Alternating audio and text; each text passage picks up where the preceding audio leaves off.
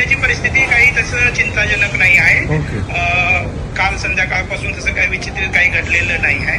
परंतु दुबई असं सुरक्षित आहे. या मुलांना जेवण वगैरे आणि त्यांचं राहण्याचं वगैरे सगळं व्यवस्थित आहे. सरकारनं पण सर्क्युलर दिलेले आहेत की ह्या जे एक्सटेंडेड पिरियडचा जो काही खर्च आहे तो सरकार स्वतः घेणार आहे. हे सगळं सरकारनं सर्क्युलर दिलेलं आहे. त्यामुळे चिंतेचा काय प्रश्न नाही. आणि आपल्या सगळ्या मान्यवरांचा इकडे एवढा सगळा मोठा सहयोग आहे आणि सगळ्यांची तुम्ही तिथं असून सुद्धा काळजी करताय, विचारपूस करताय. मी बरेच व्हिडिओ पण बघितले सर तुमचे. त्याबद्दल मी दुबईच्या वतीनं आणि सगळ्या मराठी जनतेच्या वतीनं भरपूर धन्यवाद मी पहिला मानतो. अरे बाबा, आपलं कामच आहे, आपलं कर्तव्य. आपले लोक जे आहेत त्यांचे पहिले त्या ठिकाणी त्यांना मदत करणं ते आपलं काम आहे.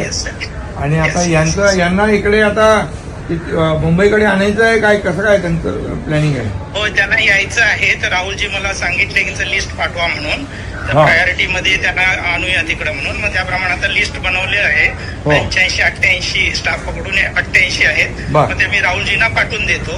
आणि आणखी काही लोक आहेत तिथं, त्यांना पण मी भेटायलोय. आणि मी माझ्याकडनं जे काही सेवा होऊ शकते आपल्या मराठी बांधवासाठी म्हणा किंवा भारतीयासाठी ती मी करत राहील. आणि काय आपला आदेश असेल तर आपण केव्हा पण आपल्या टीम कडनं देऊ शकताय. त्या आदेशाचं पालन केलं जाईल आणि सेवा करण्याचा प्रयत्न. बिलकुल चांगलं काम करताय तुम्ही. आणि आपले लोक तिथे लोकांना आपले जेव्हा भेटतात तेव्हा तेवढा आधार मिळतो नाही का त्यांना, आणि थोडा तो मॉरल सपोर्ट मिळतो. त्यामुळे आता राहुलच्या संपर्कात राहा, हे तोपर्यंत शांत होऊन जाईल. आता म्हणजे थोडंसं आता पण नॉर्मल असलं तरी थोडं भीतीचं वातावरण तिकडे आहे. त्याचं राहणार थोडं सरकारने उद्या 3 वाजेपर्यंत जे आहे की एमिरेट्स एअरलाईननं पण क्लिअर केलंय. 3 पर्यंत सस्पेन्शन सगळं आहे. पण उद्या सकाळी आपल्याला उद्या समजेल सर पुढची परिस्थिती कशी काय आहे ती. तुम्ही राहुलच्या संपर्कामध्ये राहा. डॉक्टर राहुल गेटे आहेत ना, त्यांच्या संपर्कात राहा. तिथे ते विमानांचं वगैरे नियोजन जे काय आहे त्यांना मी सांगितलंय कसं करायचं ते. मुलांना काय मुलं सगळे एकदम मुलांनी एकदम काही घाबरू नका कोणी. घाबरायचं नाही.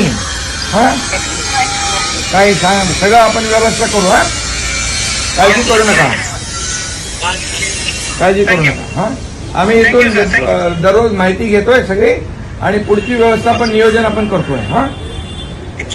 बिलकुल काळजी करू नका. ओके, आम्ही सगळे आपल्या सोबत आहोत. थँक्यू. Okay, bye bye.